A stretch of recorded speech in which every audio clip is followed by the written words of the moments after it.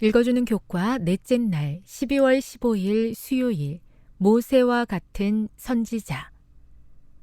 하나님께서는 이스라엘에게 그들 주변에 있는 이방 민족들의 관습을 따르지 말라고 계속해서 경고하셨다. 오히려 그들이 그 민족들에게 증인이 되어야만 했다.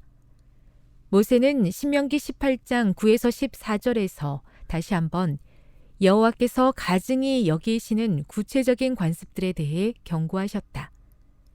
모세는 이런 맥락에서 그들이 하나님 여호와 앞에서 완전해야 한다고 말했다. 신명기 18장 15에서 19절을 읽어보라. 모세는 그들에게 무엇이라고 말하고 있는가? 이 말씀을 사도행전 3장 22절 그리고 사도행전 7장 37절과 비교해보라. 베드로와 스데반이 신명기 18장 18절을 어떻게 적용하고 있는가?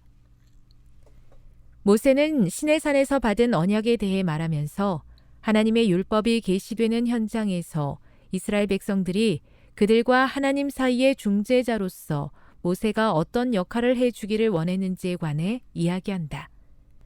이와 같은 상황에서 모세는 두 번에 걸쳐 하나님께서 모세와 같은 선지자를 일으키실 것이라고 약속하고 있다. 주어진 문맥을 통해 볼 때 모세와 같은 이 선지자 역시 하나님과 백성들 사이의 중재자가 될 것이었다. 수세기 후에 베드로와 스데반은 이 성경절을 예수님께 적용하여 사용하였다. 베드로는 예수님이 거룩한 선지자들의 입을 통해 말씀하신 것들의 성취이며 그러므로 지도자들이 그분과 그분의 말씀에 순종해야 함을 보여주고자 했다. 베드로는 그들이 예수님께 저지른 일을 회개해야 한다는 것을 가르치기 위해 유대인들이 잘 알고 있던 이 말씀을 예수님께 직접적으로 적용했다. 사도행전 7장 37절에서는 스데반이 베드로가 처했던 것과는 다른 상황 속에서 예수님을 전하게 되었을 때 그 역시 이 유명한 약속을 언급하며 그 말씀이 예수님을 가리키고 있다고 말했다. 역사 속에서 유대인들을 이끌었던 모세의 역할이 예수님을 예시하고 있다고 주장한 것이었다.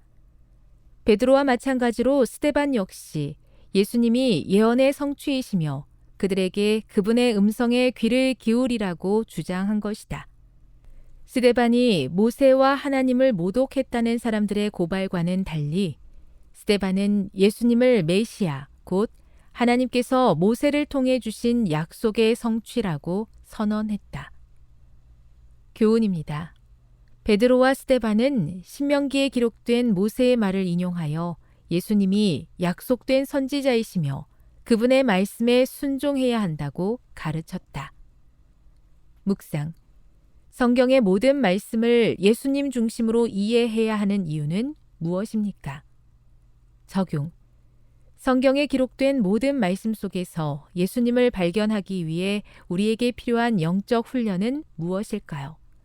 우리의 말씀 묵상에 어떻게 적용하면 좋을까요? 영감의 교훈입니다. 구약의 증거를 통해 메시아를 증명함. 베드로는 그리스도를 전파함에 있어서 구약에서 그의 증거를 찾아내었었다. 스데반도 동일한 노선을 추구했었다.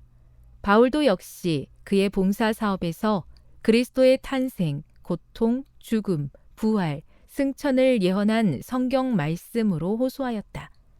바울은 모세와 선지자들이 증거한 영감의 증언을 가지고 나사렛 예수가 메시아이시며 아담의 때로부터 부조와 선지자들을 통하여 말씀하셨던 분이 바로 그리스도이셨음을 확실하게 증명하였다. 사도행전 222. 성경에 기록된 모든 말씀이 예수님을 통해 성취되었으며 또 성취될 것임을 분명히 믿습니다. 허락하신 모든 말씀 속에서 예수님을 발견할 뿐만 아니라 그 말씀에 따라 순종하며 살게 도와 주시옵소서.